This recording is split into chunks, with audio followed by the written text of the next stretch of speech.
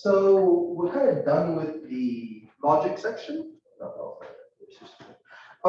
we're kind of done with the logic section. I don't really want to harp too much on it. There's a few other things that I want to cover in logic that I'm not going to really quite get to just because it would kind of take a while, and that's more something I would do if I were teaching the entire class on just logic instead of mathematical reasoning, stuff like that. Because honestly, like a full logic course is much more so a philosophy course than it is a math course, just because you start going through all of the little nitty-gritty details, the kind of formulas that you use to like work through logic and stuff like that. So what I think I'll do instead is I'll go ahead and start the next section on proofs.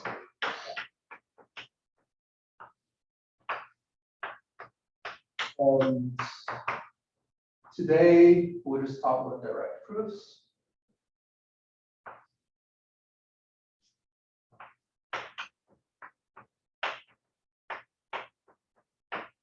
And I'm going to slip in some other formalisms that we use from logic, and there's going to be some other like tiny concepts in logic that I kind of alluded to beforehand, and we'll kind of include these with each of our discussions as needed, right? So the idea is when you talk about logic, there's these things called like the law of syllogisms, the laws of modus ponens, and stuff like that. It's like a whole bunch of laws that you use to talk about, oh, if I have these sorts of premises, what can I do to combine them to get my conclusion, right? And so like you get all these things like instead of looking at truth tables, we're now looking at logic. So you get statements and you have conclusion.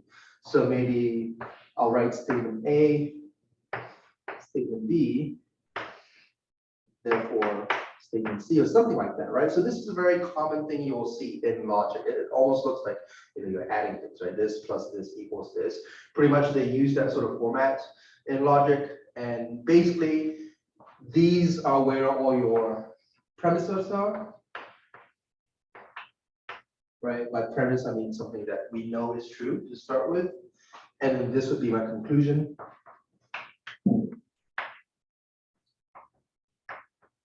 And in logic, they use this less of an abbreviation, but rather a symbol. This means therefore. I personally use this as my shorthand a lot. This would be therefore, and then if kind of the other way would be because. You'll see some books using B/C to abbreviate because. I prefer using the 3 dots. As I start going through the course, you'll notice that I kind of use shorthand a lot. And I try, so as I'm starting out, as you guys are still learning this, I'm going to be doing my best to write everything out in its full form. But as we keep going into later topics, I'll start abbreviating stuff, and I'll try to be sure to point out what my abbreviations mean. But this is also something good for your note taking, right? This is something to start noting, okay, when I see this symbol, I'm going to think about this in my head. And then that way, when you type in LaTeX, especially for those of you who are scribing in LaTeX, you'll start recognizing things that you can do to make your life easier, right? So instead of maybe typing an entire command, you can maybe find a way to make that into a new shorter command or something like that, right? And so as an aside, for those of you who are trying to follow along with LaTeX, say we're talking about row analysis and this symbol comes up all the time, right? The real numbers. Which is, as some of you have seen from the first homework,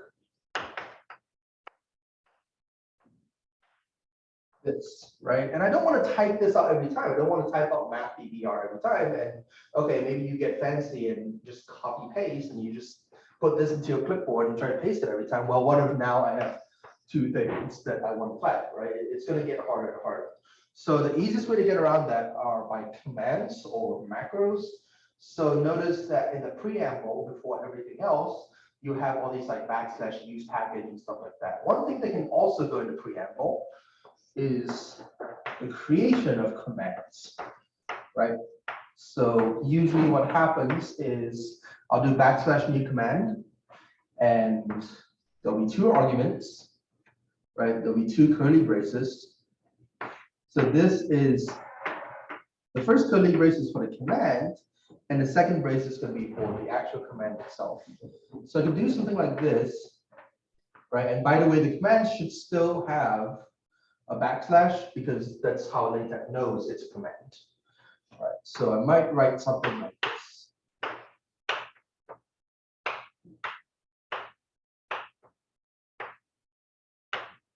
Right. So what this does is every time I type backslash capital R, it's just going to print this out, and it basically is just going to take whatever this is, shrink it down, and stick it in here. Right.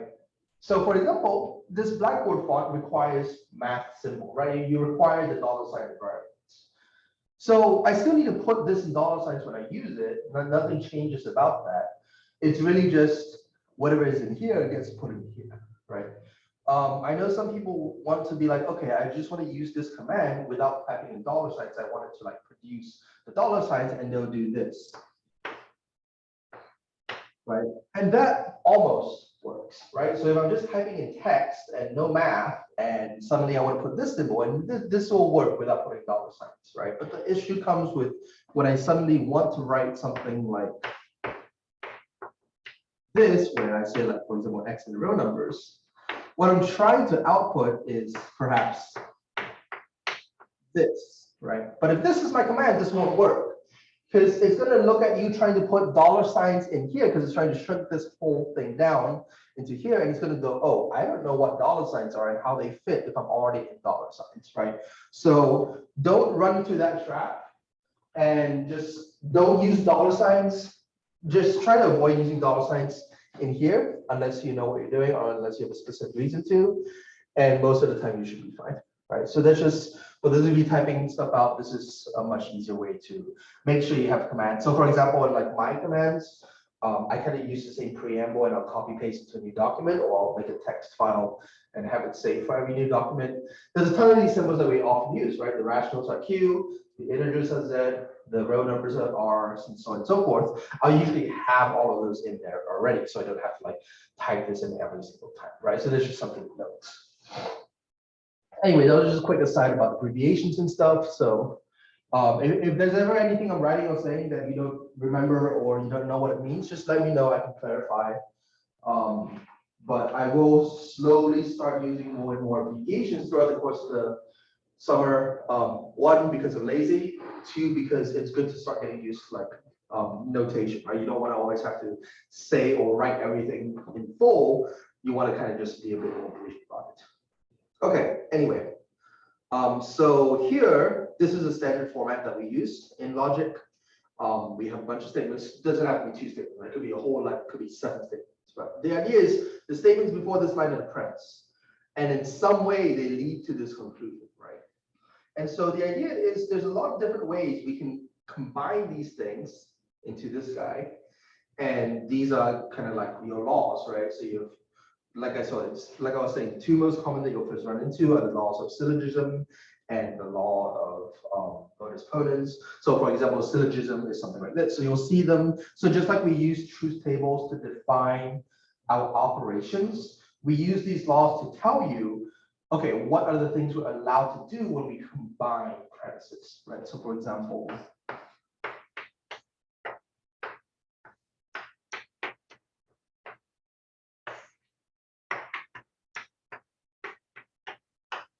this seems obvious, and this is what we call the law of syllogism. Yeah, it's just an example of one of the laws. I'm not going to give you all of them, but you will see that this makes an obvious statement, right? If P implies Q and Q implies R, then P should imply R. And we can prove this almost, like obviously we don't usually prove laws, but you can almost convince yourself this is true by drawing a truth table, right? And showing that this thing, right, has the same truth table. Well, sorry, not that they have the same truth table, but that this thing is true if this is true, right? So maybe let me back up a bit and say, why does that mean these two together are not logically equivalent to this? Right? So the idea being that if I just had a truth table, let's just say some random truth table, it doesn't even have to be this guy. Well, these are logically equivalent, so if and only if would be a topology. But what if,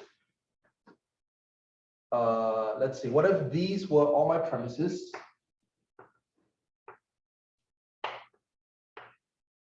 and this was my conclusion. And then maybe add something like this. So they're not the same truth table. But in all the cases where my premises are true, my conclusion is true. So this truth table would still fit something like our kind of addition of logic, right? So I'm just saying that in the case where all my premises are true, I can assume the conclusion is true, which is right? I don't care about this case because if the premises is false, I'm talking about some other thing, right? I'm not talking about a specific situation, right? So this doesn't necessarily mean logical equivalence, right? That's something we have to be careful about. These laws aren't talking about logical equivalence, they're just talking about what's sufficient to say something about the ending result, right? And this is stuff we're going to use as we go through, right? So I think the format I'm going to work with now is we're going to start talking about direct proofs, and I kind of hinted at this in the table I gave you guys last time in kind of the proof overview, where I talk about, what's the format in which we're going to apply each of these different types of proofs. But let's kind of just go through each of them and apply the actual logical symbols to it and see if we can make it make sense, right? So there's two ways to look at a direct proof, right? And first, let's remember what a direct proof is. We want to prove a statement of the sort like maybe P implies Q, right? Maybe show, right? The general scheme is assume P is true.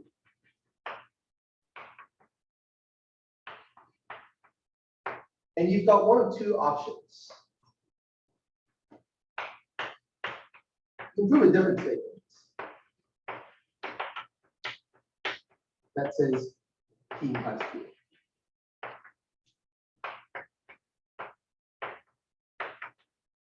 So you can prove a different statement that implies Q. That's fine. Or I can use P being true and show Q is true. Right? We're going to mostly ignore this first one for now, just because those cases are usually obvious and are usually using logic or proof statements. We're just kind of saying that, oh, it's enough to show this other thing, and now we have that this thing is true. So we're kind of going to focus on just assume P is true, show that Q is true, right? And we can sort of see that because if you guys want to check this on your own, that's perfectly fine.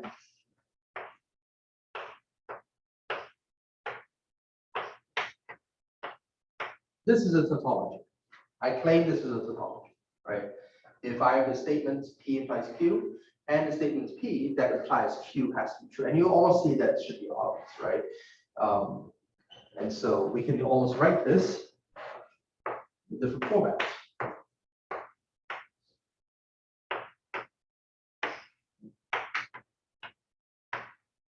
Right? If those are my premises, then Q is my conclusion. Right? So that's a few ways we can look at what it means to prove that Q is true with regards to P implies Q. These are some techniques we can use and some ways in which we can see how we are applying this, right?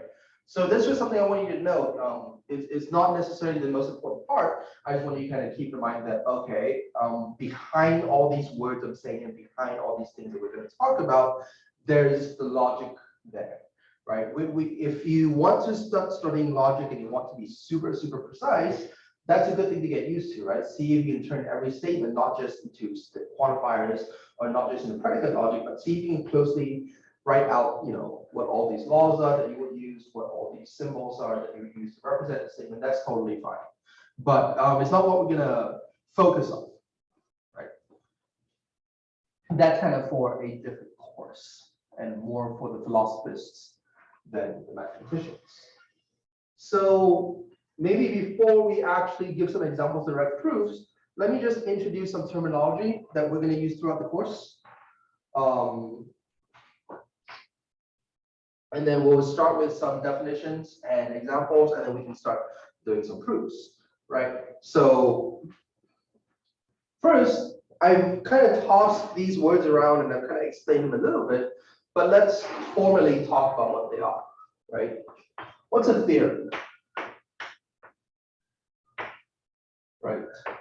This is really just a statement that is true, has been proven to be true, and usually is a pretty significant result, right? This is so not just is it true, but it's been proven to be true.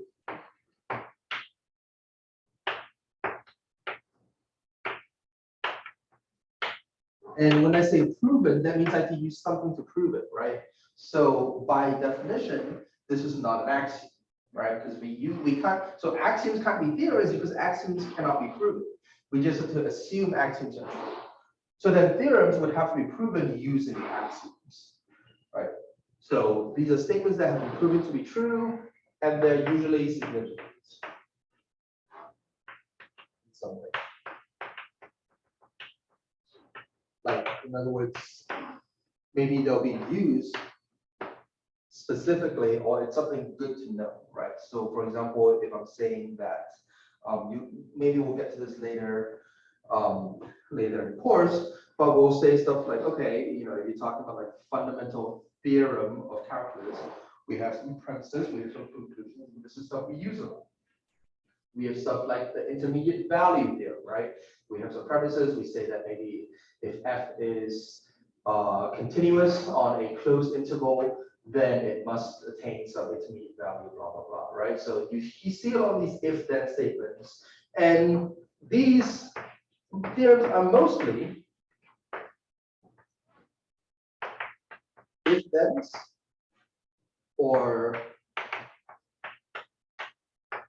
biconditionals, right? If-thens or if and only ifs. You sometimes will run into theorems which are just stated as facts. Like, for example, a theorem that says, oh, this series is divergent, right? Technically, that is an if-then statement, right? I can say that, oh, if my series is blah, then my series is divergent, right? So I could say something like that. It's not as elegant and it's kind of a bit fussy, but it still kind of takes the form. Basically, it always takes the form of an if-then somehow. Right, but that's generally what we're going to prove. Either we have one direction or we've got both directions. So basically, the main things you will see in math are theorems, right? You want to prove certain theorems. All the big important things in math are theorems, right? But some of them maybe we don't have a solution for, right? Maybe it's stuff that hasn't been proven.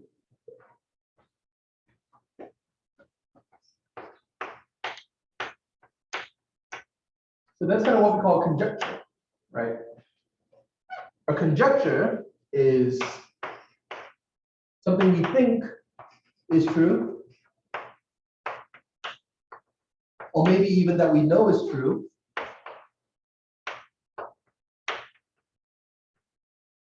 as a theorem,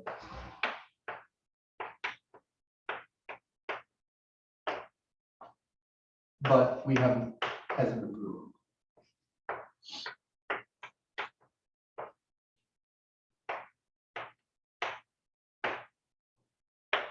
So I use the word think and know here pretty loosely, just because when we say something's conjecture, we're pretty much at the point where we know it's gotta be good, right? There's basically nothing wrong that should go with it. But we just haven't been able to prove it, right? One of the most famous ones currently is called the Collatz conjecture. If you want to look into it.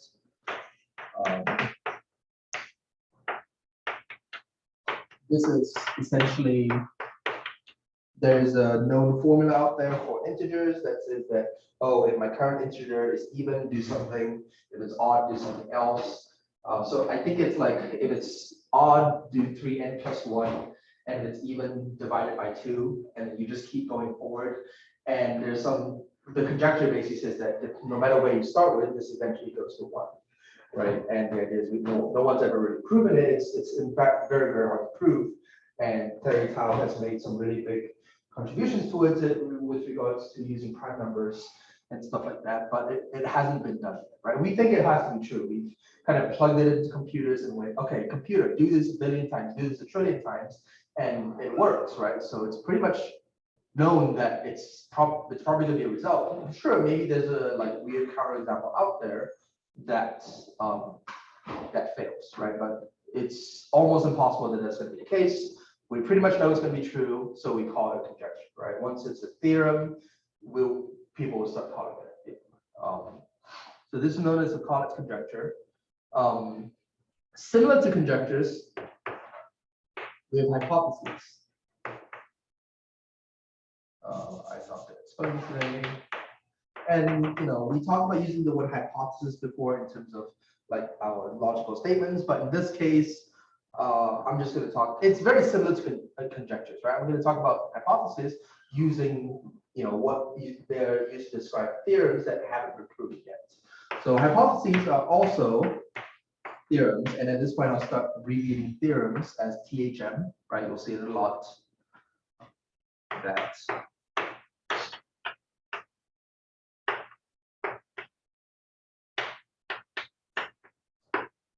have not been proven. Some people will use hypothesis and conjecture kind of interchangeably, right? Except for, if it's a famous theorem or if it's a famous statement, usually you hear the word hypothesis or conjecture and you've already heard that term before, so it's kind of just linked with the word. But in my opinion, from those that I've seen, usually hypotheses are a little bit weaker than conjectures, not in terms of like what the result is, but in terms of like how well we know whether it's true, right? So they're still pretty, when people come up with a hypothesis, right? In science, when you say come up with a hypothesis, we're just guessing, right? We're just guessing and we're gonna do some science and do some experiments and see if it's true. When someone in math comes up with a statement and says, oh, this is a so-and-so hypothesis, usually that starts with, okay, I think this should be true. I'm going to claim it's true and then go try to prove it. Whereas a conjecture is something that people have worked on a lot and said, okay, I've done a lot of work. It seems it's true, but I can't finish this last step of proof. That's a conjecture, right? But sometimes they end up being one and the same just because they're almost shown to be true, right?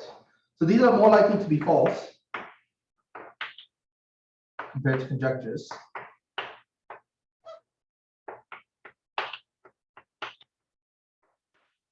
Right? And so common examples are, well, the most famous example is the Riemann hypothesis. And this is one of the so-called million-dollar problems, right? There were 7. So the Clay Institute was formed for the sake of giving up money to mathematicians, and there were 7 really famous problems that had not been solved at the time.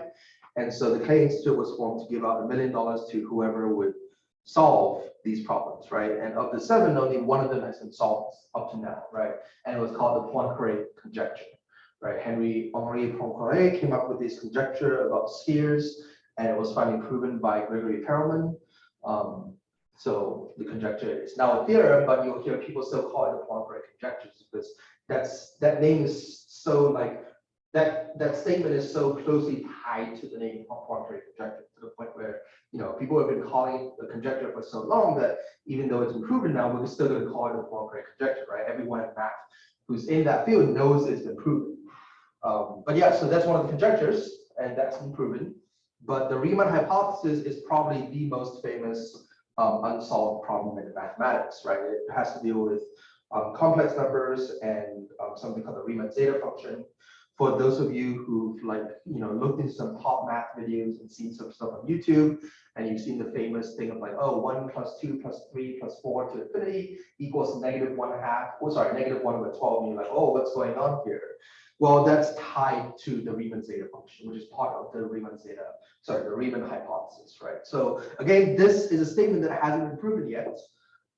It could be false. We could prove it using a counterexample if we find one, but we generally think it has to be true, right? In fact, I always say, like, don't prove something unless you're using something you already know for a fact.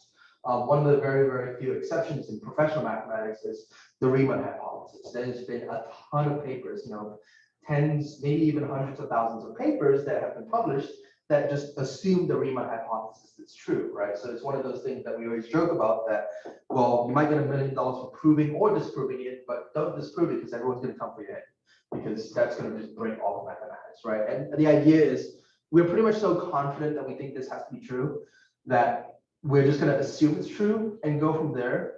And to this point, it's almost, I personally want to say it's almost been axiomatized, right? I feel like if in some bizarre world, we somehow managed to find a counterexample, or we managed to say that the Riemann hypothesis is actually false somehow, I think what's going to end up happening is, instead of these hundreds of thousands of papers having to be rewritten, I think people are just going to make it an axiom. I think people are either going to change the statements, right?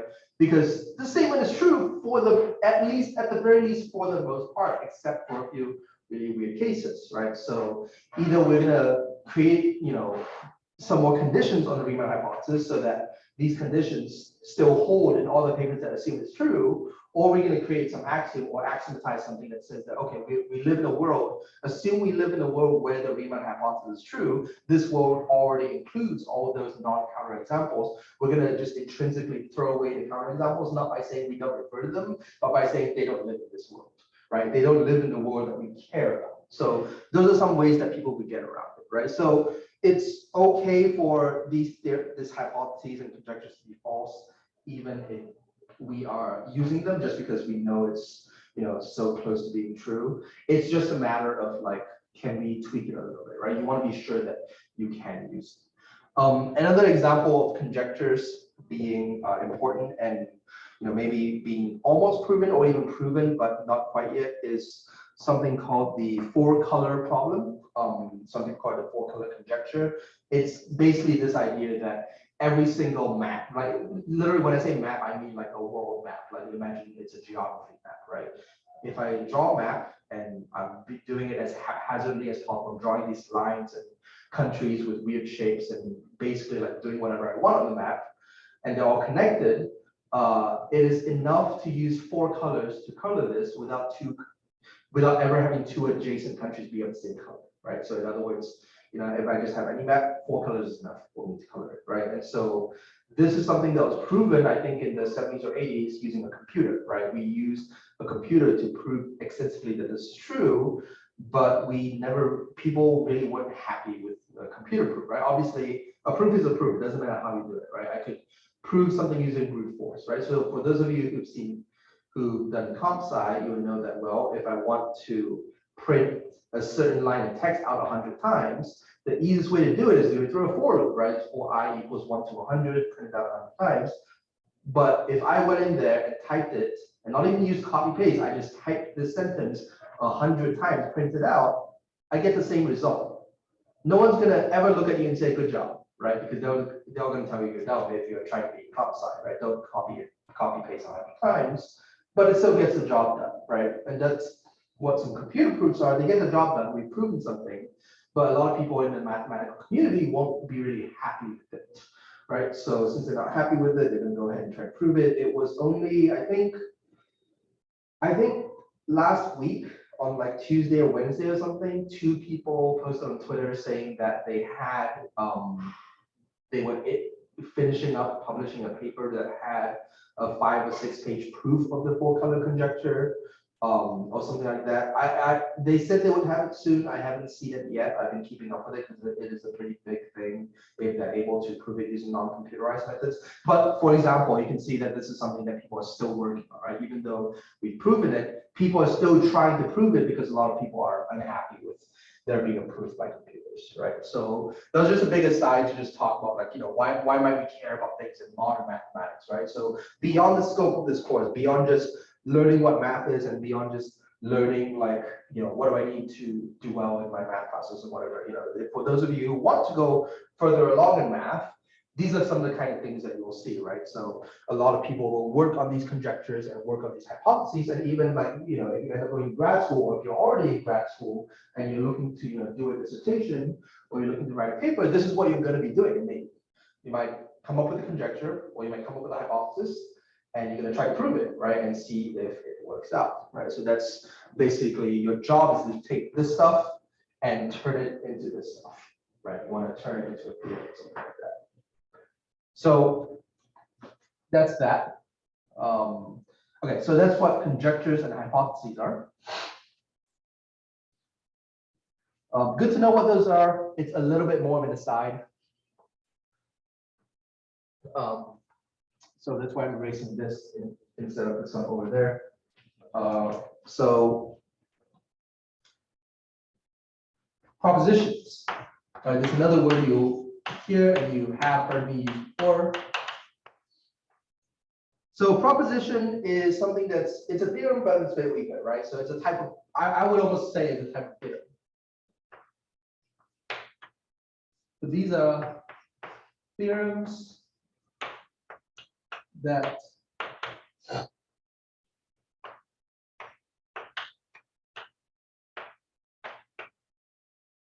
they're a bit weaker in terms of what we use, in terms of significance.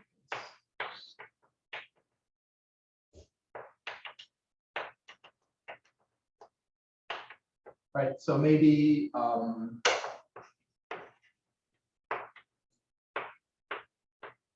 there'll be stuff that's useful class examples, right, but not so much used for research. Theorems are pretty much stuff that you'll see used in research and used in papers, even if it's like a simple theorem that we use just like to learn in the class or something like that, you'll still use that theorem in a research setting, whereas we usually call something a proposition if it's basically just, okay, we're just going to use this for this class. It's kind of something that everyone knows is true. We don't have to prove it, you know, stuff like that. For example, you know, sometimes there are some books that will list something as a fact, right? They'll just say, oh, 5 is an odd number, and they'll say it's a fact. I don't really like this setting because I don't think it's useful to create a term fact for something that's true because, well, we want it to either be an axiom or we want it to be a theorem or proposition, right? So if it's not an axiom, we have to prove it, right? We can't just state it's a fact. Books do this because sometimes things are so obvious that they're not going to waste the time to prove it, and you shouldn't waste time trying to prove it, right? Like, so, you know, trying to prove that 5 is an odd number, well, you would have to prove it, but it's so easy that we're not going to try to do it. Right, so a lot of people use the word fact in a book, and that's why you would see that. But I prefer to avoid it. I think you guys should as well, right? It's fine to be in a book for pedagogical reasons and for convenience, but it's not something you should, you know, try. It's not something you should get used to, because this kind of breeds a whole complacency argument later on, where you might get to some later math classes and maybe there'll be some theorem or proposition that you've heard over and over again, right? Maybe something about continuous, and you'll be like, oh yeah, this type of function is always continuous no matter what. And then you'll be like, okay, fact, this is continuous. And you move on.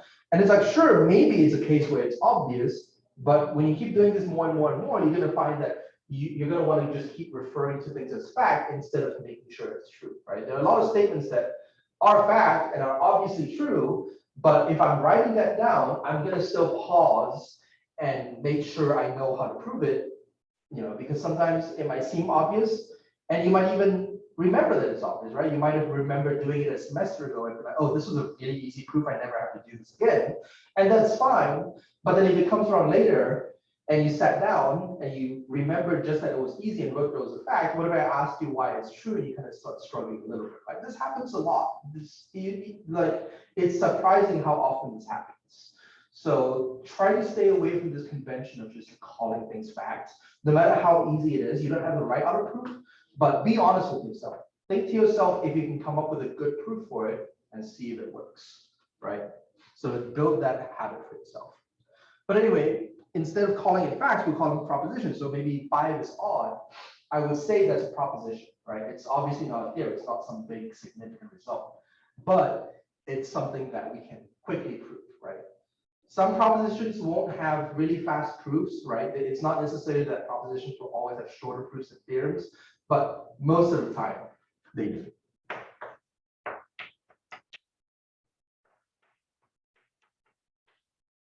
Proofs are mostly going to be short. There's going to be a couple that have longer proofs, but the longer proofs might just be there to, it might just be longer because it's super precise or super detailed. But generally, these don't take as much work as theorems, so and so forth.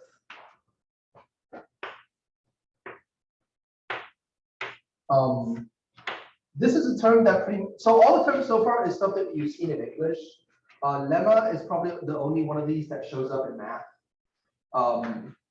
This is really a theorem. I'm not even going to call it a theorem. I'm going to call it a statement that has to be proven. So it's still it is a theorem, right? It is the type of theorem.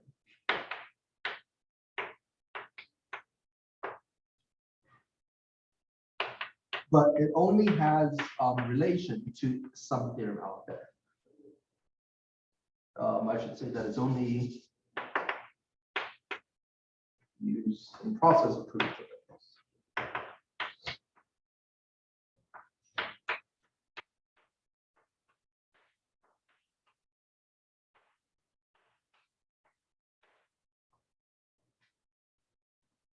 So essentially, if I'm trying to prove a theorem and it becomes like 7 pages long, but 3 of the pages were just to prove one thing I needed in the middle, I can take those 3 pages, move it beforehand, and say, okay, let me just prove this first, right? I claim that this statement is true. Here's the proof, and then I'll actually prove the theorem and use it itself, right? It's to avoid some theorems having, super long arguments where you just get lost, right? It's maybe good to see the lemma beforehand and see that it's proven. Once you convince yourself that the lemma is true, you just have that statement. And if you get to it in the theorem, you just have that statement, right?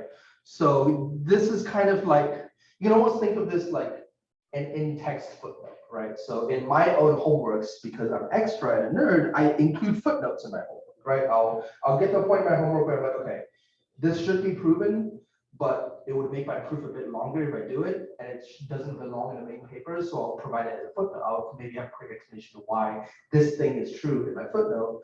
But sometimes that footnote gets bigger and bigger. Maybe it takes a while to prove something. That's why you have lemmas, right? I don't expect you guys, when you guys do your proofs, even in your future math classes, no one's going to expect you to come up with like, oh, okay, I'm going to do this as a lemma and this is my theorem. If they want to prove it, just give it as one whole thing, right? I personally like to do this, right? And I do end up doing this in my homeworks. If something is long enough, I will separate it, present it as a lemma, and then write my theorem out for my actual solution and say, okay, this is my solution. This part uses lemma 2.5 or something like that, right? So that's something that I like to do for organizational reasons, right? And it does help a lot. So if you want to be careful with your organization, that's certainly something I recommend doing, right? Start using some of these. But mostly, I'm just showing these to you guys so that you can see what they mean. And if you run into them in the textbook, you'll be like, okay, why are these called different things? They're all just proving random stuff, right? And that's true. They're all words used to describe the same thing, right? They're all talking about, well, aside from conjectures and hypotheses, these are all just things that are true, right? These are types of theorems, right? These are all things that we will say are true. It's just people use these different words to kind of put different emphases on how important it is, and also to talk about, why might we need this, right? So for example, I can answer the question, why do we need this? To say, oh, we need this because we're going to prove something else, right? So if I'm proving something in class, if I just write a bunch of statements and write a bunch of proofs, it's very harder to follow why we need all of it, right? So saying theorem or lemma and proposition is kind of way to, have in the name an embedded sense of like, why do we need this, right? So lemmas, I can answer the question, why do we need this with, oh, I need to prove something later and I don't want to have to do it later, so I'm going to do it now. And once I convince you of this, I can just say this later, right? And then for proposition, it's like, why do we need this? Well, maybe it's not super important, but it's a good thing to see, right? And so the last one of these is corollary. And again, this is a type of theorem or statement, right? It's a statement that we can prove true, but corollaries are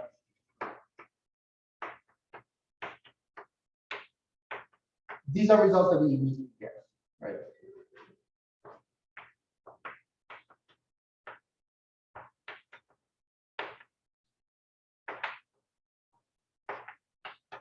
from a theorem. Now, I say immediately, but I might not mean obviously, right? So corollaries, typically in books, corollaries will follow a theorem. Like you have a big theorem, you prove it after the statement. And then right after the theorem, you might get, oh, corollary, corollary. You might get like 3 or 4 corollaries, 1 corollary or whatever. But generally, the corollary tells you, oh, here's what we get once we've proven this theorem, right? Here's some things that we know. And the proof is usually 1 line, right? And the idea is that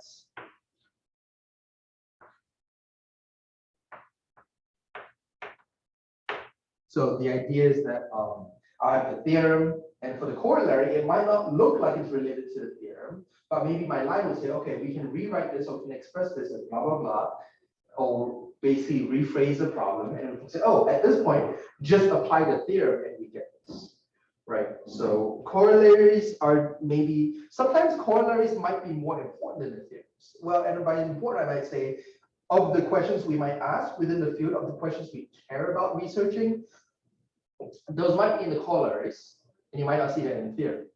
But it might be true that by doing the theorem, that suddenly gives us a whole bunch of the things that we do want, right? And so we'd still say that the theorem is the more important thing, and then we have this, right?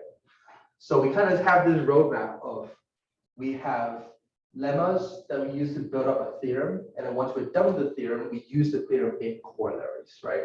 And then we have propositions that kind of sit to a side, and they're just like, okay, these are good to know, it's good to prove these, but don't worry too much about it, right? So that's the sort of thing, you know. And I'll try to use these as I start presenting information to you for future sections, when we need it for like when I'm presenting algebra and stuff like that. I'll try to use these correctly, but a lot of time I might get lazy and just call it, okay, theorem 1, theorem 2, theorem 3. I'll call all of them theorems, which they are, right?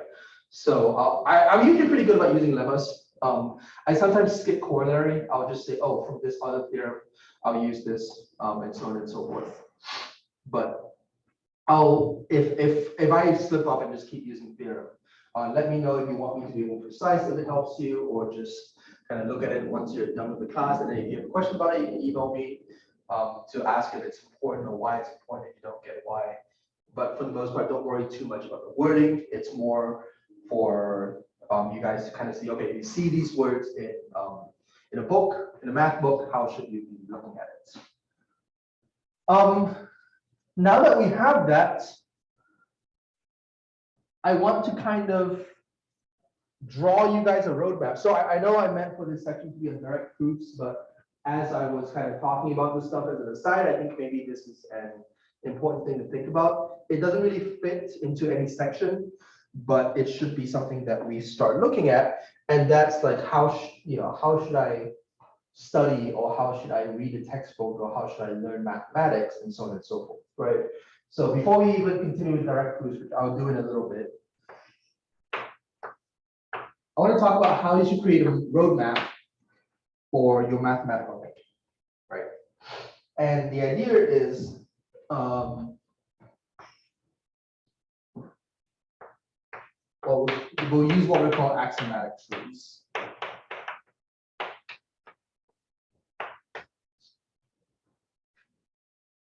So what are axiomatic trees? Well, we know what axioms are, we know what trees are, right? Well, maybe I'll use tree more in like the computer science sense, where I have binary trees or stuff like that, where it's branching out rather than, in the shape of an actual tree. But essentially, I want you guys to be able to build up a way to visualize what you've been learning and how you would learn something, even if it's like a math textbook, right? People always ask me, oh, how should I read a math textbook?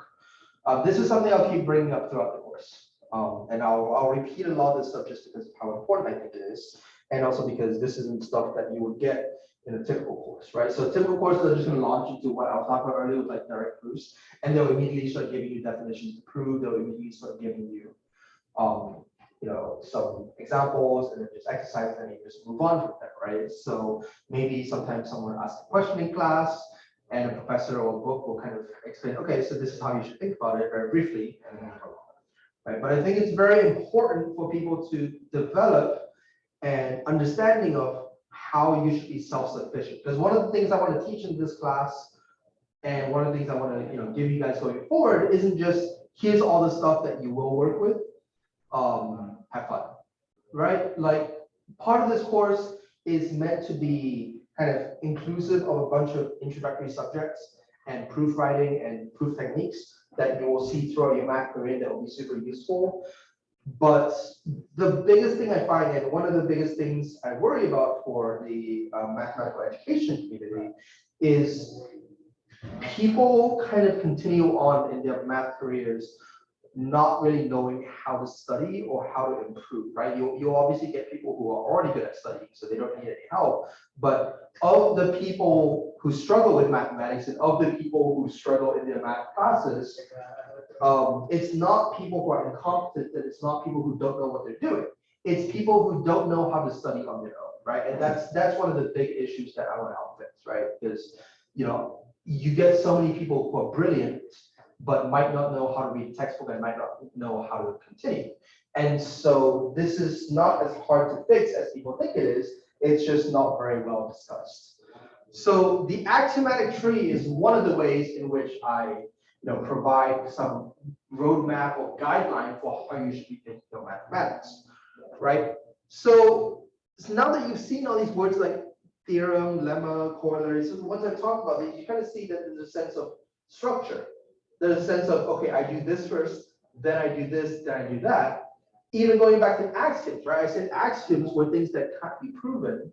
They're things that we just take for granted. We have to start there. And then our theorems would be based on something like axioms, right?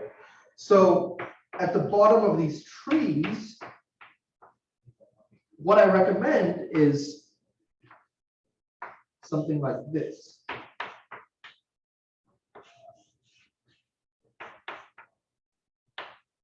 So you guys can organize this however you want, however, whatever works best for you. But the idea is we're going to start building up how we know certain theorems are true, right? And I'll explain, there's a few different ways in which this can help you, and I'll start talking about that in a little bit. But for now, you should just create a structure of what leads to what, right? So for example, maybe these are my axioms, right? So what I'll do is, maybe in my notebook or maybe in a LaTeX document, the first page will be just this tree that I end up drawing out. Maybe the next page will be what all these stand for, right? So maybe in the next page, okay, A1 is this, and I'll write out the axiom fully. A2 is this, I'll write the axiom or definition fully. By the way, I'll mention again, definitions are axioms, right? Because there's something that you just take, I tell you what the definition is, and you listen to me and go, cool, that's the definition. That's what I start with, right? So definitions are axioms. They have to be given to you, right? We define things. There's no like, why do we define it this way? You can ask, why does it make sense to call it this name? Or why would we want this definition? But those are valid questions. But why is this the definition is not a valid question, right? Or why is it a definition is not a valid question? Because it's just, oh, because I said, it's literally the quintessential because I said so. Right? And that's what you need to start with. So those are axioms. So maybe in your book, you can write down like, here's some axioms, here's some definitions that we use. And then maybe we'll have some propositions, right? Or maybe we'll have some theorems.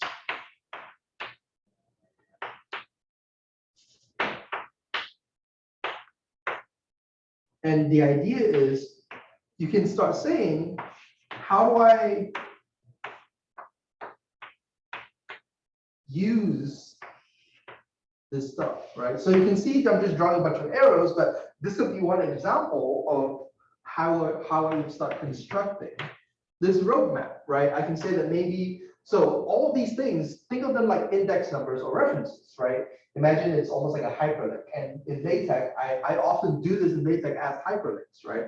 I'll have a page of definitions and theorems and propositions without any proofs or whatever, but I'll have this in here somewhere, right? I'll be able to link. So if I go to my map and click on P1, I get sent to whatever P1 is, right? But you should think about it, each of these encapsulates a proposition or theorem or axiom and so on and so forth. So if you have a page or a few pages where you list what all these things are, they can work as placeholders. And the arrows indicate is used in, right? So this direction means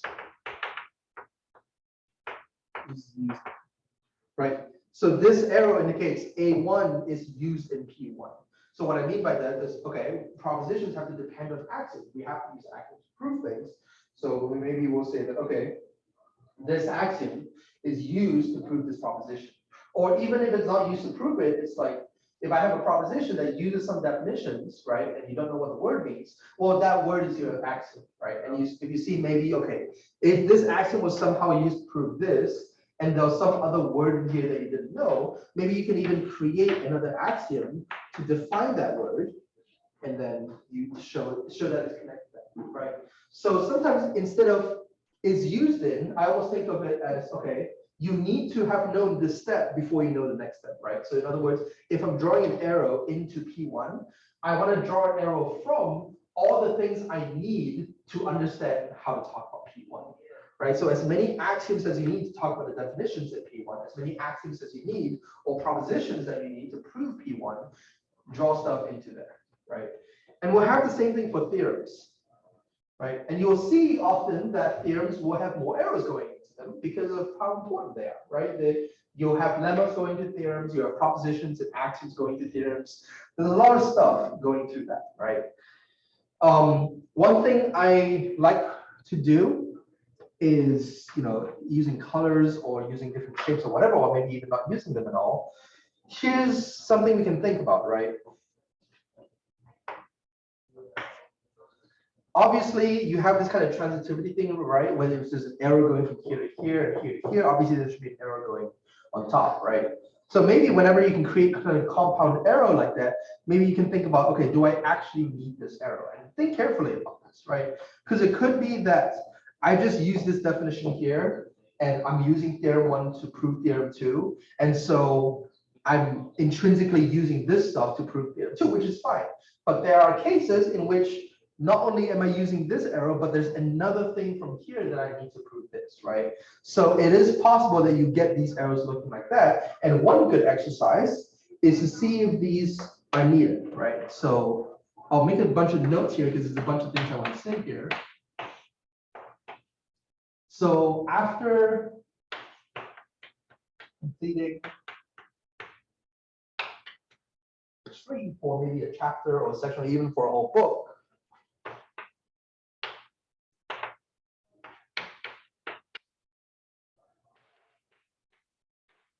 you want to draw these compound arrows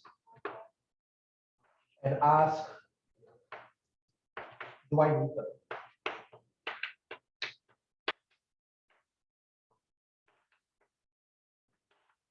I don't know.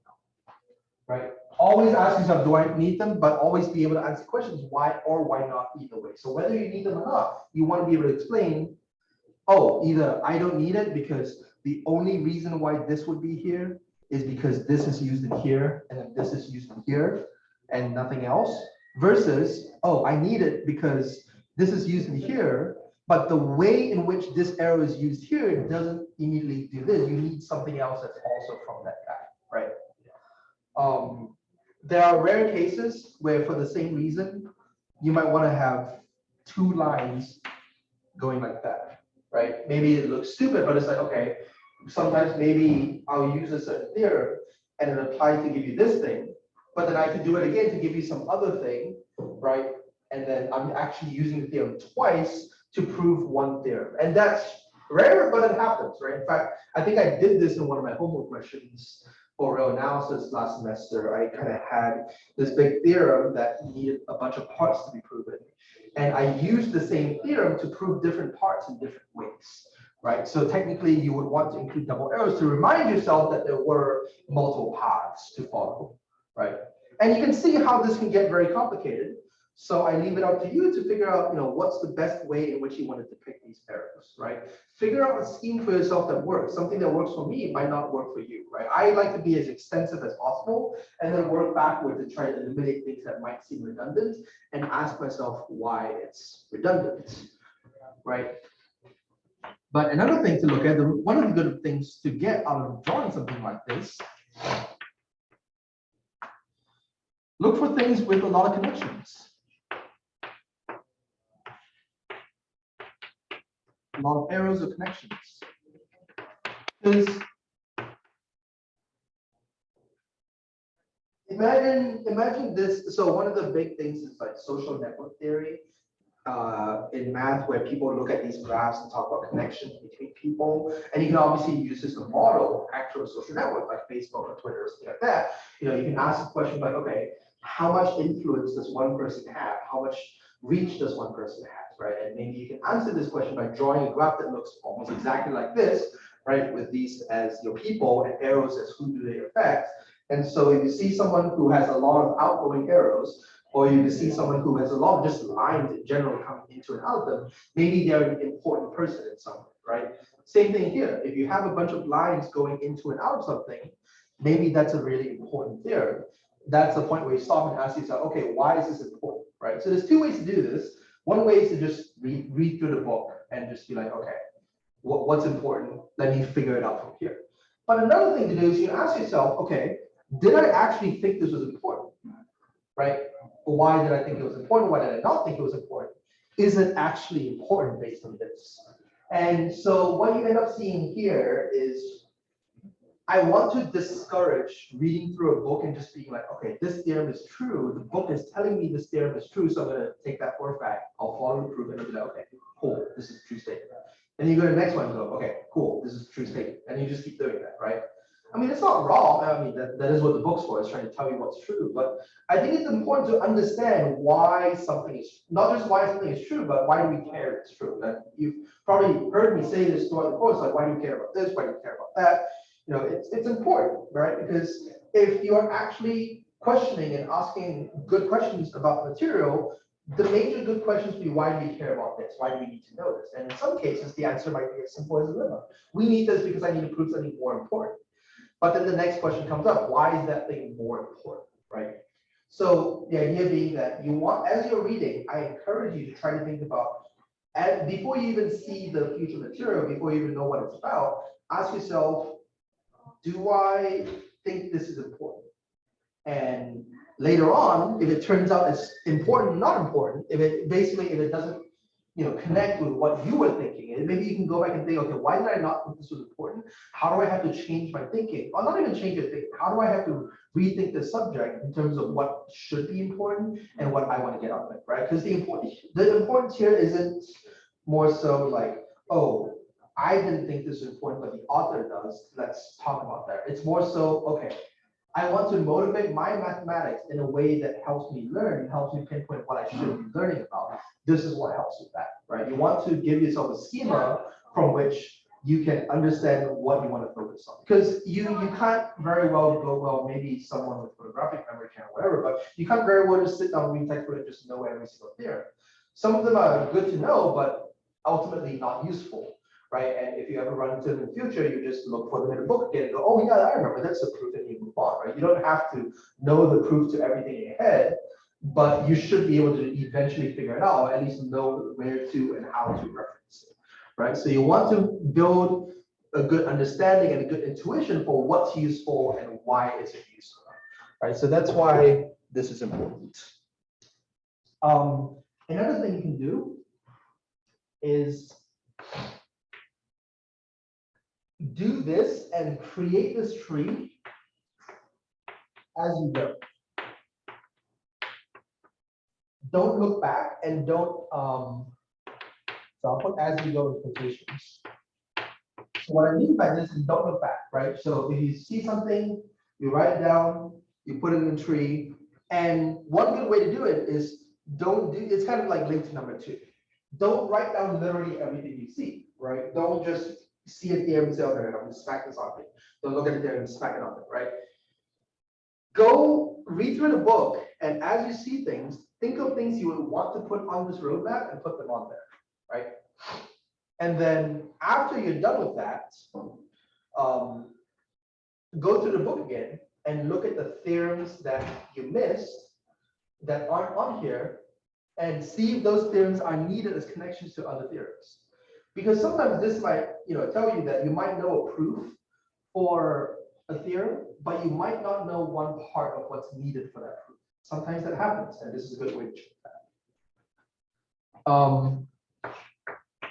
One last thing that I want to say that you can do a roadmap for, just for today, the way in which I talk about axiomatic trees as a roadmap is useful because there's so many ways in which you can use it, not just to study from, but also to ask yourself questions about how well you know the material, right? There's a lot of information you can get from drawing these axiomatic trees by yourself, right? And the last thing I want to mention today is one thing I personally like doing when I'm reading a new textbook or whenever studying new material is after you're done with the chapter or after you're done with the section or chapter or book, however long you want to make it,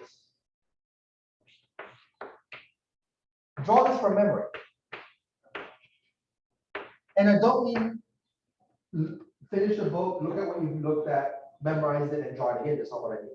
I mean, this is where you have to be honest with yourself. Right? It's easier for me because I have a terrible memory. I can't memorize anything. So I can't, even subconsciously, I can just look at this, memorize it, and write it down, right? But for those of you who do have good memory, be honest with yourself. Once you're done with the section or however much you want to be done with, close your book, close your notes, and don't try to reference your memory to draw this out. Draw it based on what you think you need, right? So obviously it's easier to write out all the axioms, right? You probably remember and you probably know what are the definitions I need from this section, what are the definitions I need from this chapter, what have I learned, right? So you put those definitions there and say, okay, what do I get from this, right? Maybe you get some propositions, maybe you remember some theorems and stuff like that, and you can sort of build this tree from memory. So again, from memory, I mean that don't try to remember where theorems appeared in the book. Just remember, okay, what did I think was important from this section or from this chapter? Build that, right, as much as you can. And then once you're done there, compare.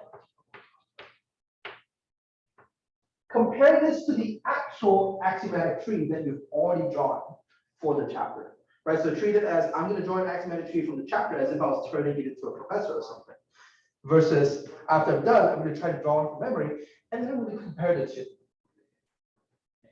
You're not comparing this just to be like, oh, I was wrong, I was missing this, blah, blah, blah. That's not the point, right? Because if that was the point, you can just study this. The point is to see where your understanding is. Because there's a lot of times, there's a tiny theorem or tiny proposition that didn't seem like it was super important, but ended up being really crucial in understanding a certain topic. And once you compare these two, so let's say over here you have your axiomatic tree from memory, and over there you have, over here, this is your actual axiomatic tree. When you compare these two, what you get is this. Look at the stuff that you're missing and ask yourself, did it matter that I was missing that, right? So maybe if I was missing P3, it's whatever, right? P3 only came from A2, it didn't affect anything else, it's not that important. But what if I was missing P2, right? That means maybe you actually drew an arrow from A2 to T2, A3 to T2, T1 to T2, A4 to T2. You kind of just missed this whole section. So if you're missing something like that, you might want to go back and think about, okay, let me actually look at this connection and prove A2 through to T2. In that proof, did I obviously use this somehow? Did you forget that you were using it? Did you just write down a statement without proving it, without knowing how to prove it? Because remember, every single one of these arrows, so aside from the arrows coming out of the A's, obviously, every single one of these arrows has a proof hidden in it, right? Because that's how you get that. So when you write down your axiomatic tree from memory, you want to ask yourself, are there things I missed that were actually important? But even more so, you want to ask yourself, what is it about this that makes it so important that made me think it was important? So that's kind of a convoluted sentence, but the whole thing I want you to get out of this is I want you guys to recognize why something might be more important compared to how you view it, right? So this kind of relates to point number 2 in that we're talking about importance rather than like what it is. So maybe you might draw this and go, okay, I didn't include T1 in my axiomatic tree, but then I remember now that I'm looking at the one I drew, I had T1 in here.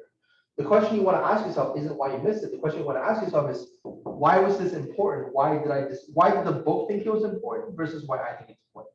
And it might turn out that maybe you didn't need T1. Maybe T1 is so obvious that you can draw all these lines, skip it, and you still know what's going on. If that's the case, that's totally fine. That's how you learn, that's how you think. There's nothing wrong with that.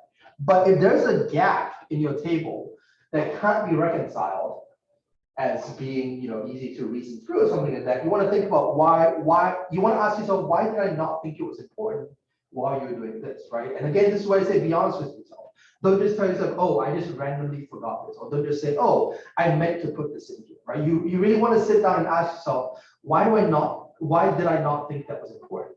Because the more you do this, for each section, for each chapter, for multiple books, the more and more and more you do this, you start getting a sense for, and then more so, you start getting intuition for what's important. You start getting this sense of, as I'm reading a book, what are the things that I want to grab on? What are the things that I want to hone in on, right? And the more you kind of see this comparison, you start building for yourself an idea of, how do I want to read a book? How do I want to learn from the textbook? And this is something that takes a lot of time, right? This is something that takes a lot of time, and doing this over and over again before you start building a really good intuition. But if you find yourself struggling with learning from books, if you find yourself struggling with reading a math textbook and getting information from it, I highly recommend doing something like this, because it'll help you not only build your knowledge of the actual material, right? This, aside from all the stuff I'm talking about, this is just a good study method, right? It's already a good study method in and of itself, but it also encourages you to think about a lot of other different ways that you could be looking at the material, right? So that's, it was kind of impromptu and not part of like the direction stuff, but this is something I did want to talk about at some point, because this is one of the biggest things I've introduced in terms of like understanding how you should be thinking about improving mathematics, how you should be thinking about mathematics, and so on and so forth. Okay.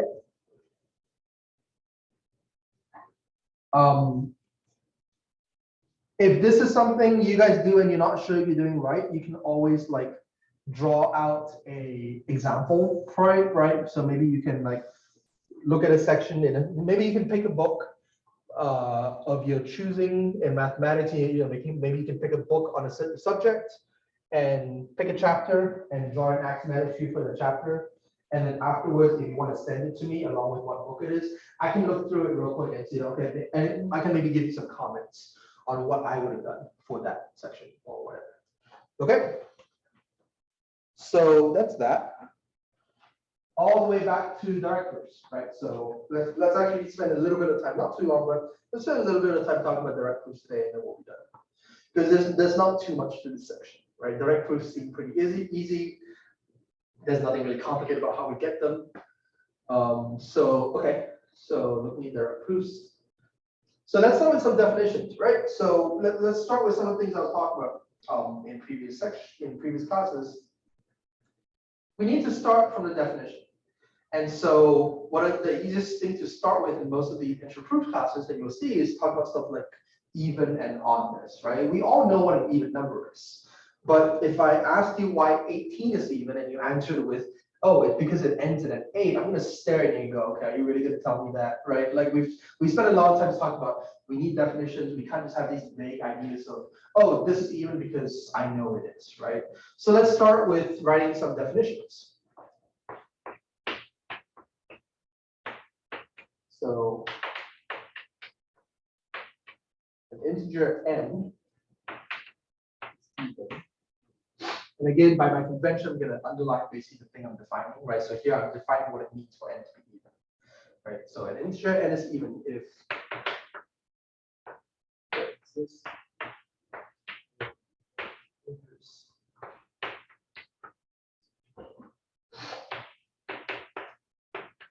and so what I will say is, I was debating this earlier today. I was originally going to start with a section of modern algebra, because modern algebra gives us a lot of the definitions that we need for setting up a lot of these ideas. But I'm basically going to ignore that for now, because I think that would kind of throw off our arguments a little bit and throw off our pacing a little bit. So instead of doing that, for now, I'm going to say the same thing I said in the last couple of lectures.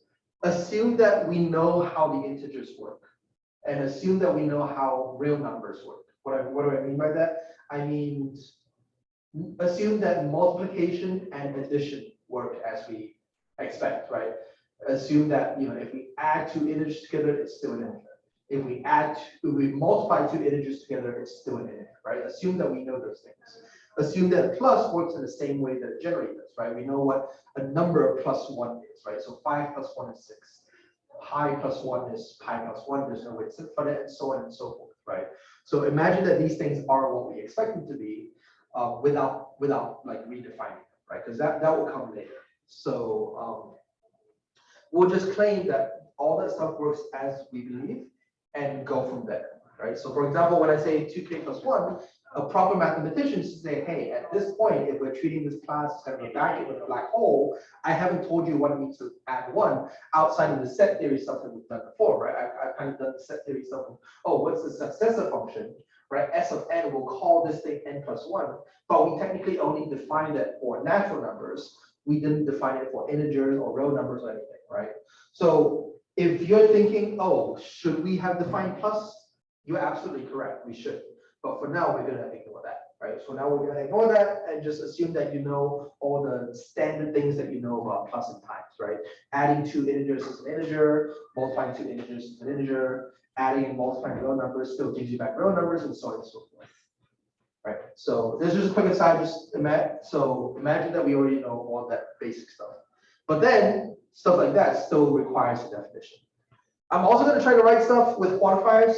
One thing I'll say is quantifiers belong in statements of theorems. They don't belong in proofs, right? There are some people who disagree on this. Obviously, it doesn't matter because as long as you're proving something, as long as you're doing it correctly, it doesn't really matter how you do it as long as you're able to justify it.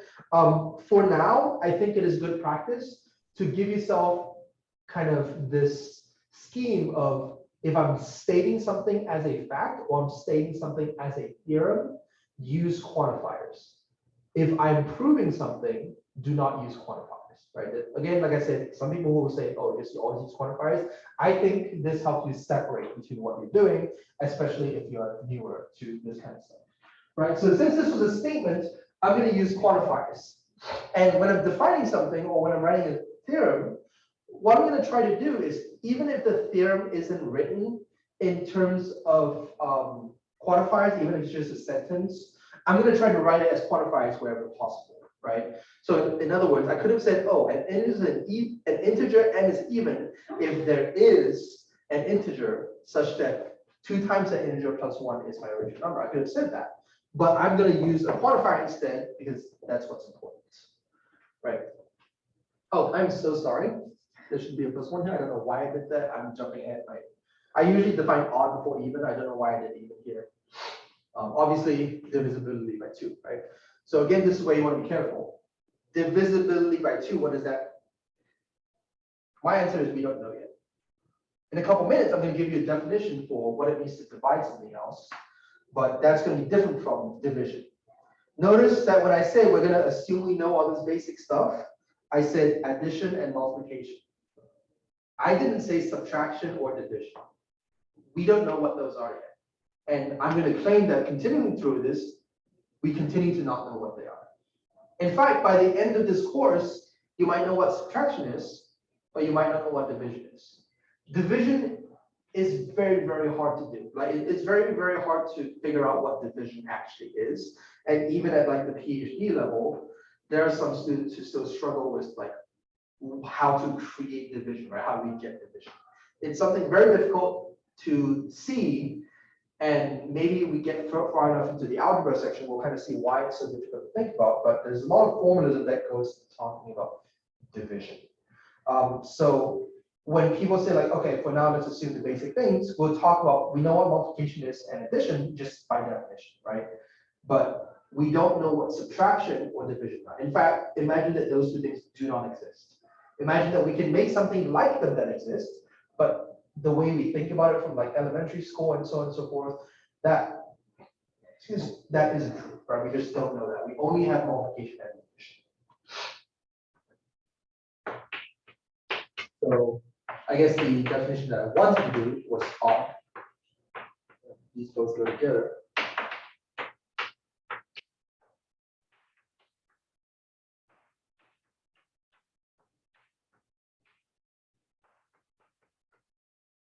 Oh, and I guess I should know ST is just such that.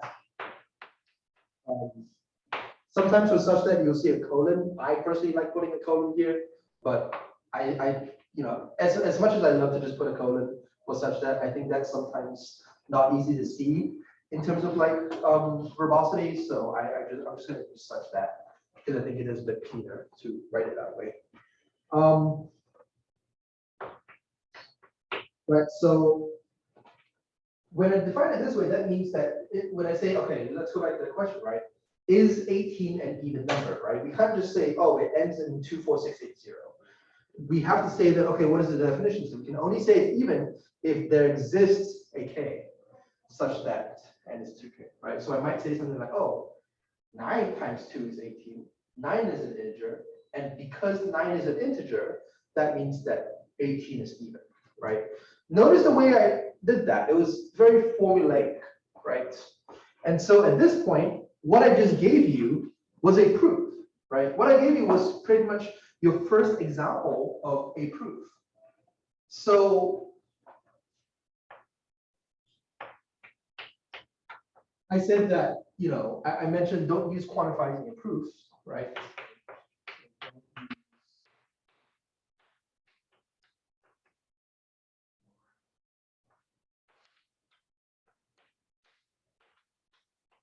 What do I mean by don't use them?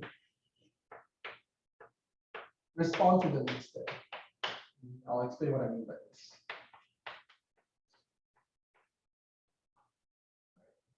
So I'll start with this because that's what we have in this case.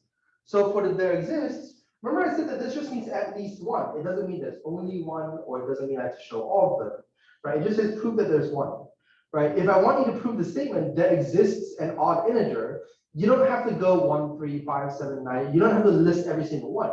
You're just going to, oh, 13 is an odd integer, so there exists, right? You just need at least one, right?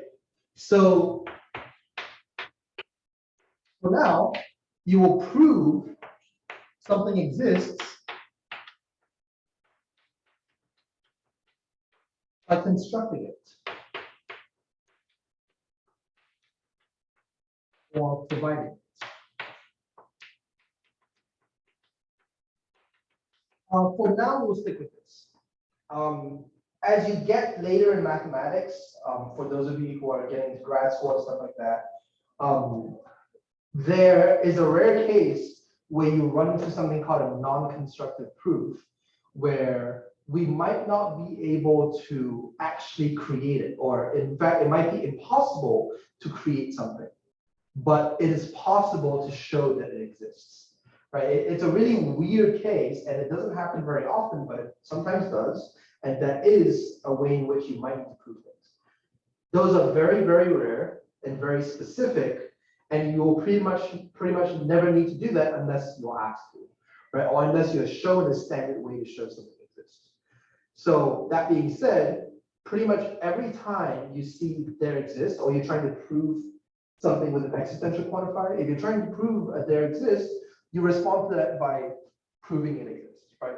By constructing it, or providing, give me that thing, right? If I say there exists a k in integers, give me that k. Don't just say, oh, I know it's there. Tell me exactly what it is. Whereas for all is a universal quantifier, right? So example, my statement says for all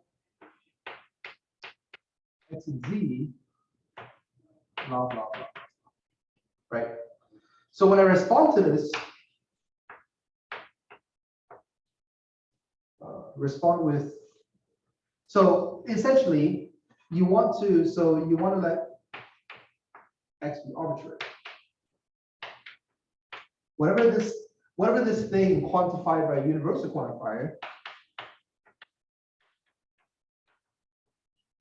for example, in this example, the thing would be your integer, right? You want to let it be arbitrary.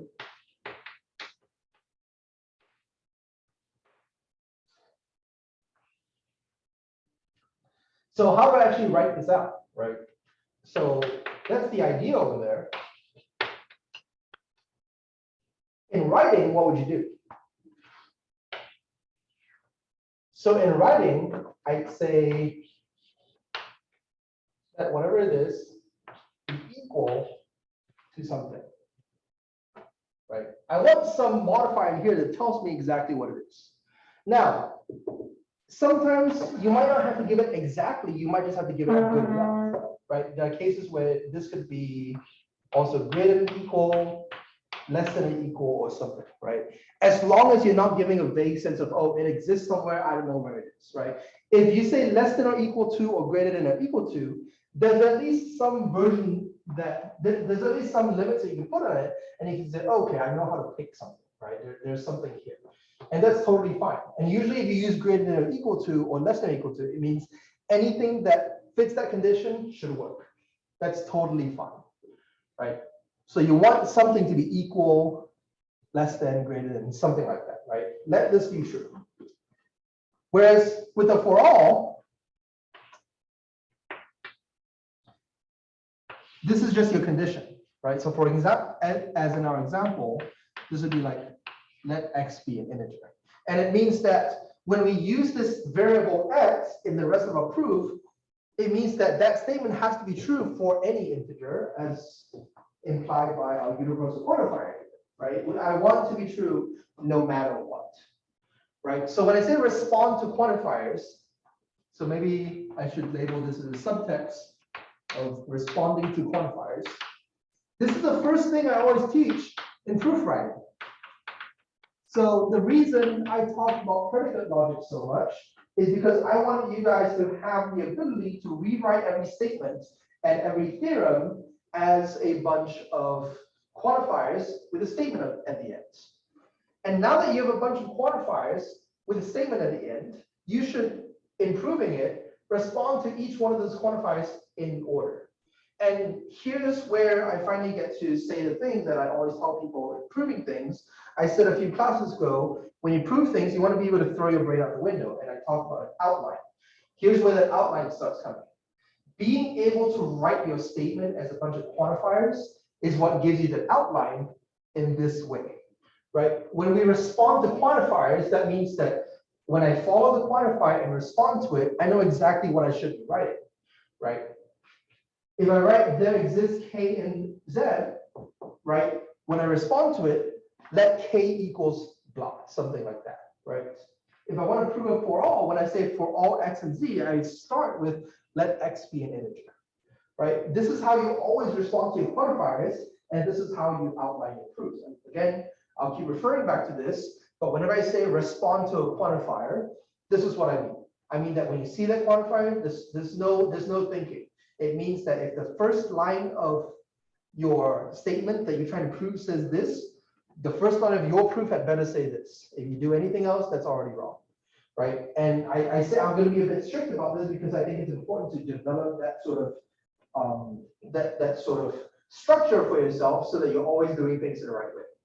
On the homework, I think on homework 2, you've probably seen that the order of quantifiers matters, right? And we've already talked about the order of quantifiers mattering in class.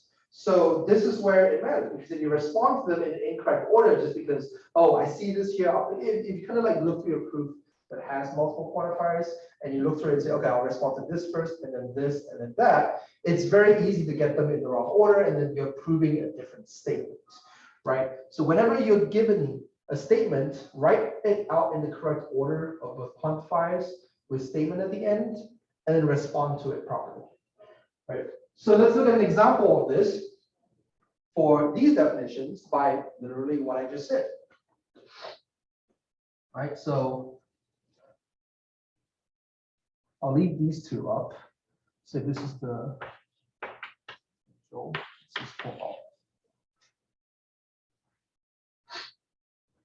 So here, I'll call this a proposition.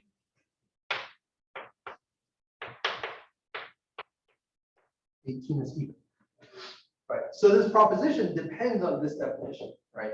To show that 18 is even is the same as showing that there exists blah, blah, blah, blah, blah, right? So usually you wouldn't write that out because you wouldn't know what the definition is and you're using a proof. But since this is your first time seeing this sort of proof, let me write it out. This is equivalent to saying there exists k in the integers such that 18 equals to 2 times k. right? A lot of you might immediately think, oh, let's solve for k equals 9 because 18 divided by 2 is 9. Again, remember I said the dividing doesn't exist. If you want to think about it that way, that's fine. If you want to work backwards to try to figure out what it should be, that's totally fine. But that should never go in your proof. Your proof should always be written in the same order that we talked about, right? So instead of just writing the proof, let's look at what the pieces should be. This is the first thing you see in SAFE is the quantifier, right? So the first thing I see in my proof, so I might not know what this thing is yet, right? I'm just gonna let myself fill in this blank later, especially with existential quantifiers, you might not know what has to go in there. Leave it blank and get back to it later, right? This is the thing that you're trying to finish with. And so that should be the last statement because that's what helps you finish the proof is your final statement, right? So at the very end,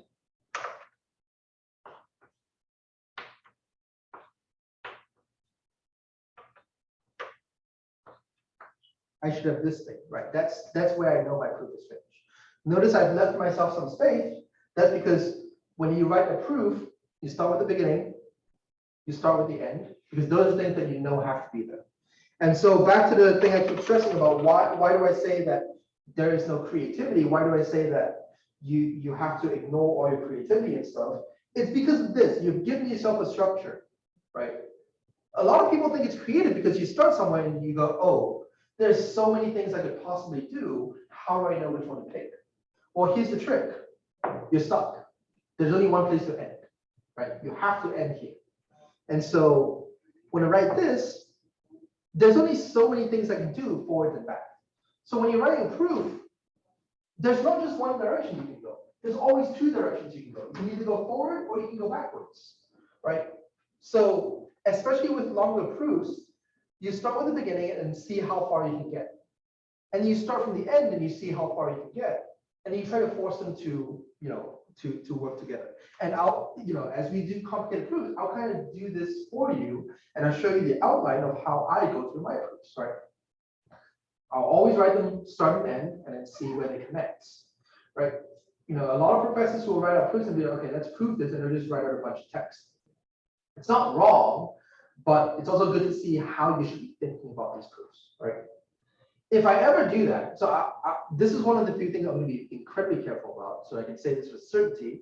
If I ever write a proof where I just write it from start to finish without doing it in this forwards backwards order, I'll make sure to say this. I'll try my best to make sure to say this, but it means I want you to figure out how you would think about doing this proof, right? It's something that I'm going to give you, but then I want you to go home and think about, okay, if I had to try to do this proof on my own, how would I start it? And if I get stuck, what is the thing that I'm getting stuck at, right? And then you can go fill it in with what you now know, since I've written out the proof for you. Okay, so going back to this, well, 18 equals 2k. I don't know what to put in here, so maybe I'll work backwards, right? We know that 18 equals 2 times 9, right? But then 9 is equal to k, right? That's the only way this is true. So that allows us to fill in 9, and you can ask yourself, okay, is 9 an integer? And we have to say this because right now I'm not done yet, right? If I just say k equals 9, that's not the same as saying this statement. Now it is, because I know 9 is an integer. You don't have to prove 9 is an integer.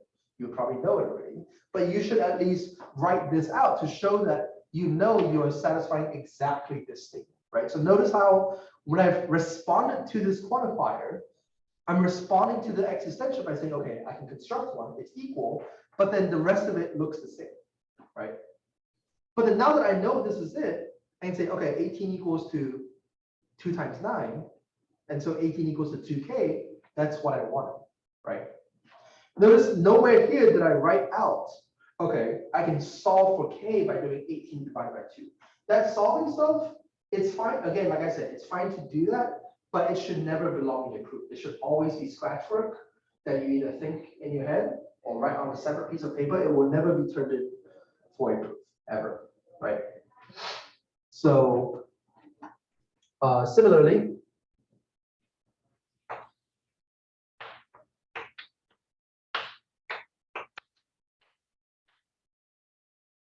that is not true. Don't know why I keep doing that. So 7 is odd. You can think there's almost the same thing here. There exists a k in integers such that 7 equals 2k plus 1. Right. But I'm not going to write that out because you guys can see that by now. So I'm just going to start with the proof. Right. So again, when we respond to our quantifier, we'll say that for this proof, that k equals something. And at the end, we want 7 to be equal to 2k plus 1. Right. And maybe in this case, if you want to work backwards, you can maybe say 6 equals to 2k. Right? Because then if I add 1 to both sides, I get 7 and 2k plus 1 here. That's fine because you're not subtracting 1. You're saying this is a statement that's true, so that when I add 1 to both sides, I get this. That's totally fine. Right? And maybe you can work backwards to know this. And then so again, I stress we don't know what division and subtraction are, but we can think about them in that way to figure out what the correct thing to put in there is. Right. So far, these are complete proofs. Right. I got a quantifier. I responded to the quantifier. Now that I have something to put in for this, I can use that fact to show that this is true. Right. So a lot of you might sometimes have gone through a math class and heard a professor give a proof or write the solution and go, wait, how did they know what they did, right? That's what a proof should look like once it's done, right? It's something that you might be confused as to how they got it. But in the process of creating that proof, there's always this kind of back and forth thing going on, where maybe I don't know what this should be yet. I'll leave it there. I'll solve for it. But then when I actually present the proof, you should present it in the correct order, right? I would never present, if someone's asking me to present a proof on an exam or an oral exam or something like that, I'm not gonna just do this whole back and forth thing. I'll already have written the proof, or I already know the proof. I'll start at line 1, start with saying, okay, let k be equal to 3, which is an integer, and just go step by step to get the final statement, right? I'll never actually go back and forth. When you present the proof, you still want to be able to present it in the proper order. Right. But when you're writing out the proof or when you're figuring out the proof, this is the problem solving stage, right? In the problem solving stage, you're going back and forth to figure out how to come up with the solution. Right.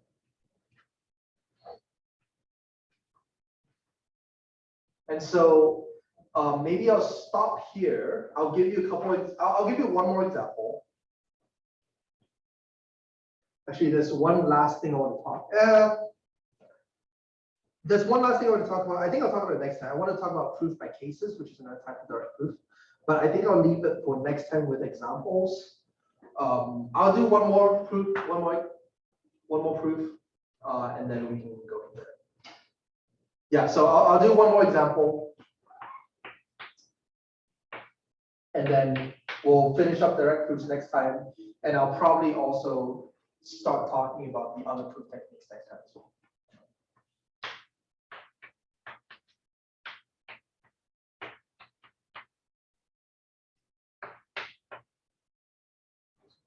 On that might make it more obvious.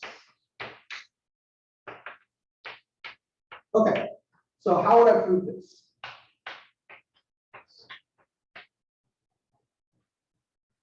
So here, I have this statement followed by this statement, right?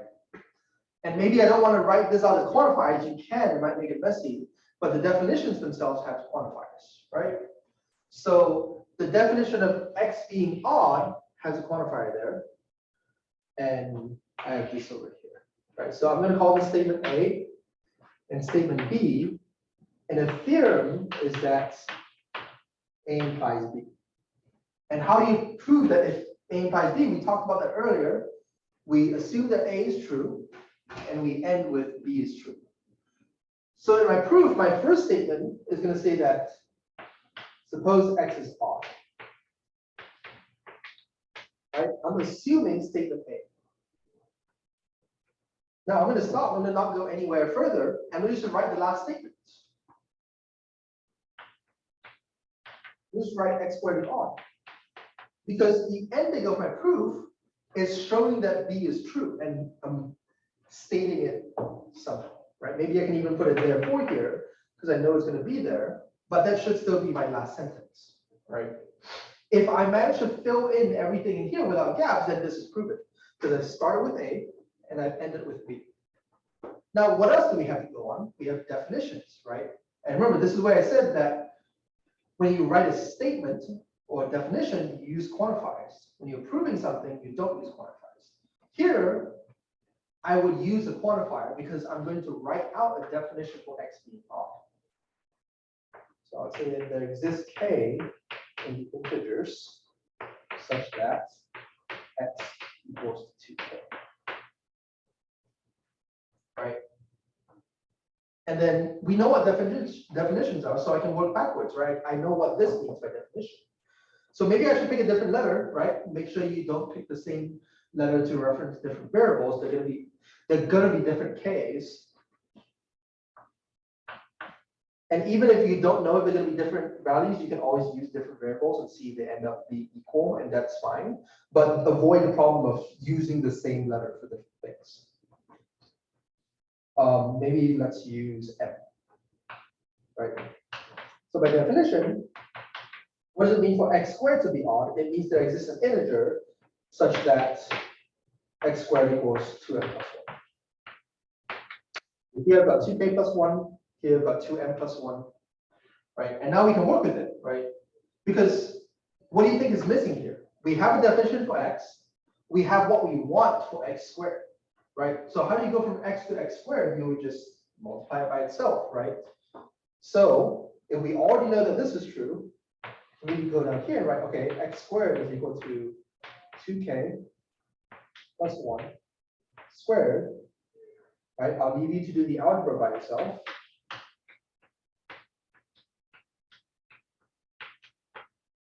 Which is that, right? Then here's another way you can work backwards, right? Notice that I basically want to solve for m in some way, right? In other words, I want to be able to write this thing, which is x squared, as 2 times something plus 1. And maybe it's easy to see what it is. So here, how do you prove it exists? The existential, and say, let m, so how do you respond to this? The existential, you would say, let m equal to something, right? So in this case, I want to say that let m equals to 2k squared plus 2k. And this is an integer. This is the key part of the proof, right? Why is this an integer? It's because we said that multiplication and addition of integers still remains in the integers, right? So k is an integer because of this. So 2k is an integer, k squared is an integer, 2k squared is an integer, and then adding those two is an integer, right? You might sometimes hear the term closure, right? We say the integers are closed under addition and multiplication. That's what it means, is when you add and multiply, you're still within the integers, right? But essentially, when we choose this to be our m, right, then x squared, you can see is equal to 2m plus 1, right? So since I've shown this, right, I've picked an m in the integers such that x squared is 2m plus 1. By definition, that means that there exists an m in the integers such that blah, blah, blah, which in turn means that x squared is odd, right? So this is a complete proof. And notice the way in which I did it, right? I kind of started at the beginning. I knew what I had to end with. I used definitions to kind of go one step forward and one step back. And then I have stuff in the middle I want to fill in, and there's kind of a natural progression to how I would fill that. Right? So that's the way in which we want to think about proving things. So next time we'll talk about more direct proofs. I'll probably give you a couple other examples. There's a couple other definitions I want to give to work with, and then we'll talk about proofs by cases, which, as I said before, is kind of the subcategory of direct proofs. And then from then on, we'll start talking about other proof techniques. And then once we're done with the proof techniques, I'll probably give you your first quiz. to take home, and then I might even skip a quiz and just do a test. I'm not sure yet. I'll think about it. But essentially, that's that. I want to make that a whole unit by itself, where we're talking about just proof techniques and how to prove things. Because once we know how to prove things, now we're ready to dive into what math is, right? Now we're ready to dive into different topics and start exploring different topics by proving things, right? And so that's what I want to do. I want to make this a class where you know all these ideas on negation, logic, set theory, proofs, right? And you will get a lot of these things in an intro to proofs course, but a lot of intro to proofs course kind of seem very disjointed. So what I want to do is I want to treat that as more of a background rather than a course, and we'll use this background to look at things that you would generally see in mathematics, right? So instead of just making this an intro to proof course where I just introduce you to proofs and then let you off into the world, I want to tell you what am I actually introducing to you. Sure, this is an introduction, but what is it an introduction for, right? So I want to start getting into all those different topics. I guess I haven't sent out an email. I'll probably send out an email about this later today because I keep forgetting and mean to. For now, let's do classes on Monday, Wednesday, Friday.